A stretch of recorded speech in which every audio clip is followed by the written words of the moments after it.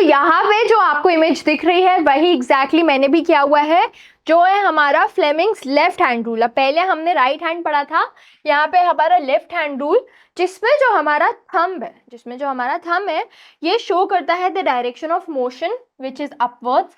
हमारी index finger show करती है मैग्नेटिक फील्ड लाइंस एंड हमारी मिडिल फिंगर शो करती है द डायरेक्शन ऑफ करंट। तो as stated, as stretching the four finger, middle finger and the thumb of the left hand, मतलब जब हम अपने लेफ्ट हैंड को इस पोजिशन में या इस पोस्चर में रखेंगे तो वो म्यूचुअली परपेंडिकुलर होंगी ईच अदर के। यहाँ पे देखो 90 और यहाँ पे भी 90, तो ये क्या है, परपेंडिकुलर है। यहाँ पे क्या है, ये परपेंडिकुलर है। और जो फोर फिंगर है, मतलब हमारी जो इंडेक्स फिंगर है, ये शो करेगी the direction of magnetic field lines, वही कि मैग्नेटिक फील्ड को शो करेगी। जो हमारा मिडिल फिंगर होगा वो शो करेगा the direction of current, and जो हमारा थंब है वो शो करेगा द डायरेक्शन ऑफ फोर्स या हमारा थ्रस्ट या हमारा मोशन। तो ये बहुत ही इंपॉर्टेंट डायग्राम है एंड इसको ऐसे करते हैं। अब यहाँ पे ना ये सिर्फ लेफ्ट हैंड से ही होता है, तभी लेफ्ट हैंड रूल है।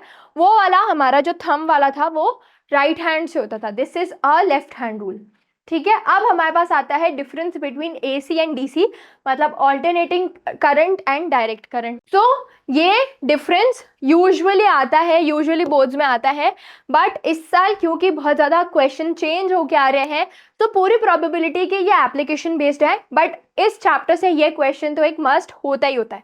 अब जो ऑल्टरनेटिंग करंट है ये सेफ होता है ट्रांसफर करने के लिए बहुत लॉन्गर डिस्टेंसेस तक, एंड ये इवन बहुत बड़े डिस्टेंसेस जैसे 2 सिटीज के बीच में भी इलेक्ट्रिक पावर को मेंटेन कर सकते हैं। जैसे हाईवेज वगैरह पे हमें दिखते हैं ये ऑल्टरनेटिंग करंट का टाइप। अब ये इसकी जो फ्रीक्वेंसी होती है ये डिपेंड करती है upon the country, but the general frequency is 50 to 60, मतलब कंट्री टू कंट्री डिपेंड करता है।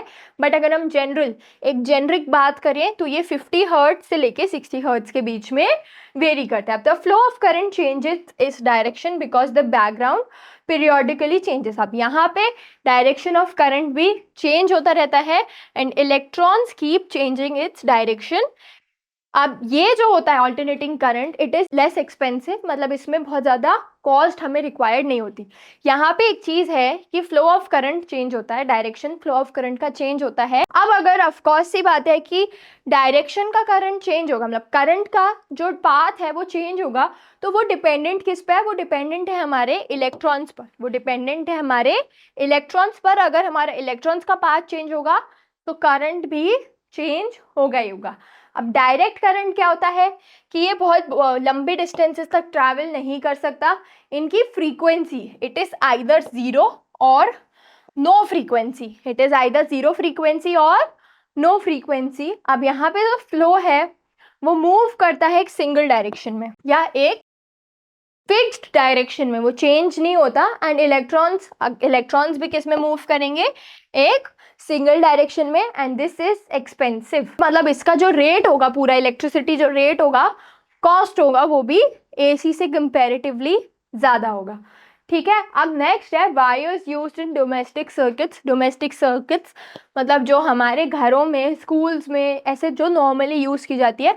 सो पॉजिटिव लाइव वायर, ये ब्राउन केबल होती है जिसको हम क्या बोलते हैं, लाइव वायर, एंड ये डिलीवर करता है electricity from the power supply to your appliance. मतलब जैसे कि जो भी पावर सप्लाई है, मेरे को अभी अगर माइक्रोवेव यूज़ करना है तो एक लाइव वायर कनेक्टेड होगी जो किस कलर की होती है, ब्राउन कलर की होती है, एंड ये डिलीवर करेगी इलेक्ट्रिसिटी पावर सप्लाई से मेरे अप्लायंस तक। मेरा अप्लायंस क्या हो सकता है, एसी, फ्रिज, मेरा charger, washing machine, hair straightener, hair dryer, कुछ भी, मतलब जो भी हम इलेक्ट्रॉनिक चीज़ यूज़ करें वो मेरा अप्लायंस हो जाएगा। अर्थ वायर, तो ये ग्रीन वायर होती है जो क्या करती है, जो प्रिवेंट करती है मेरे पूरे अप्लायंसेस को शॉर्ट सर्किट से। एंड यहाँ पे क्या होता है कि जैसे कभी बारिश हुई या कभी पानी लगा किसी ऑब्जेक्ट पे, तो वहाँ पे शॉर्ट सर्किट का केस या करंट का केस ये चीज़ प्रोटेक्ट करती है। इसको हम अर्थिंग बोलते हैं, टिपिकल लैंग्वेज में इसको हम अर्थिंग बोलते हैं। हम नेगेटिव न्यूट्रल क्या होता है, ये ब्लू वायर होती है जो क्या करती है, इलेक्ट्रिसिटी अवे ले जाती है अप्लायंस से। जब मैं प्लग या जब मैं स्विच ऑन करूँगी तो काम करेगी मेरी पॉजिटिव वायर। जब मैं उसको ऑफ करूँगी तो ये काम करेगी मेरी नेगेटिव वायर। जो मेरी अर्थ वायर होती है ये होती है एक प्रोटेक्टिव वायर, ये होती है एक प्रोटेक्टिव वायर। ठीक है, ये ऑन के टाइम पे, ये ऑफ के टाइम पे। क्लियर। नेक्स्ट है हमारे पास अब डोमेस्टिक इलेक्ट्रिक सर्किट्स में ही कि electricity supply to our houses at 220 volts. कितने वोल्ट्स पे? 220 volts. The electric line is connected to the meter box in a house through a fuse and of high rating. वो fuse क्या है? High rating का है, जिसको हम क्या बोलते हैं? कंपनी फ्यूज भी बोलते हैं, जिसको हम क्या बोलते हैं? कंपनी फ्यूज भी बोलते हैं। अब ये फ्यूज में सारी वायर्स है। अर्थ वायर है ग्रीन, लाइव वायर है कौन सी? पिंक, एंड न्यूट्रल वायर भी है which is blue. Live wire मतलब ब्राउन, पिंक, रेड ऐसे शेड्स में। ये फ्यूज है, ये वहाँ से कन्वर्ट हुई, ये वहाँ से क्या हुई? कन्वर्ट हुई, एंड ये डिस्ट्रीब्यूट हो गई फिर जिस भी अप्लायंस में जाना था, जिस भी अप्लायंस में जाना था वो वहाँ पे क्या हो गई? डिस्ट्रीब्यूट हो गया। यानी कितने वोल्ट्स पे आई? 220 वोल्ट्स पे। कितने वोल्ट्स पे आई? 220 वोल्ट्स पे। ये ब्लू मतलब ये 1 2 3 ये मेरे अप्लायंसेज हैं, मतलब जिस भी अप्लायंस पे जाना होगा ये वहाँ पे उसको ले जाएंगे। कौन ले जाएगा? मेरा लाइव वायर ले जाता है हमेशा, एंड न्यूट्रल वायर उससे वापस लेके आता है। ठीक है। अब है hazards of domestic circuits. Hazards मतलब क्या? कि हैजार्ड्स मतलब होते हैं रिस्क, मतलब रिस्क। डोमेस्टिक सर्किट्स में मतलब हमारे घरों में, स्कूल्स में, मॉल्स वगैरह में क्या रिस्क होते हैं? ओवरलोडिंग, हाँ बिल्कुल हो सकता है। अगर बहुत ज़्यादा करंट फ्लो हो जाए, बहुत ज़्यादा करंट फ्लो हो जाए तो ये एक एक्सीडेंटल चीज़ हो सकती है, क्योंकि बहुत ज़्यादा वोल्टेज इंक्रीज़ हो जाएगा, वोल्टेज बहुत ज़्यादा इंक्रीज़ हो जाएगी। जैसे आजकल ना ईवीज़ में यही हो रही है प्रॉब्लम कि ईवी को बहुत ज़्यादा रिक्वायरमेंट होती है करंट की, मतलब बहुत ज़्यादा रिक्वायरमेंट होती है, तो उसकी वजह से ओवरलोड हो जा रहा है हमारा मीटर बॉक्स या हमारा सप्लाई, एंड ओवरलोडिंग की वजह से शॉर्ट सर्किट्स बार बार हो रहे हैं।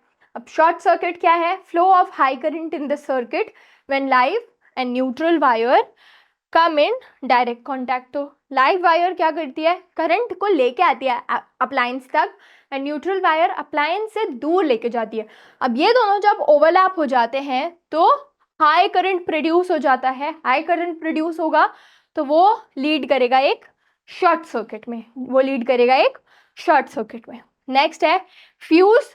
तो फ्यूज क्या होता है? ये एक प्रोटेक्टिंग डिवाइस है। ये क्या करता है? एक प्रोटेक्शन प्रोवाइड करता है हमारे डिवाइस को, एंड ये क्या करता है? सर्किट को प्रिवेंट करता है शॉर्ट सर्किट से। अब यहाँ पे शॉर्ट सर्किट क्यों हो रहा था? शॉर्ट सर्किट हो रहा था जब लाइव एंड न्यूट्रल वायर, एक ब्राउन वाली और हमारी न्यूट्रल ब्लू वाली, यहाँ पे देखो ब्राउन वाली एंड ब्लू वाली ओवरलैप हो जाएंगी तो वो शॉर्ट सर्किट होगा।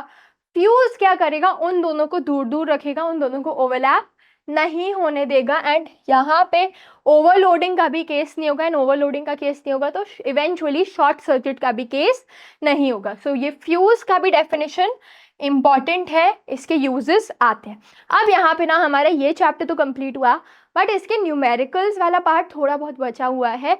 अगर उसके लिए एक सेपरेट वीडियो चाहिए तो do comment and let me know. Till then stay tuned and happy learning.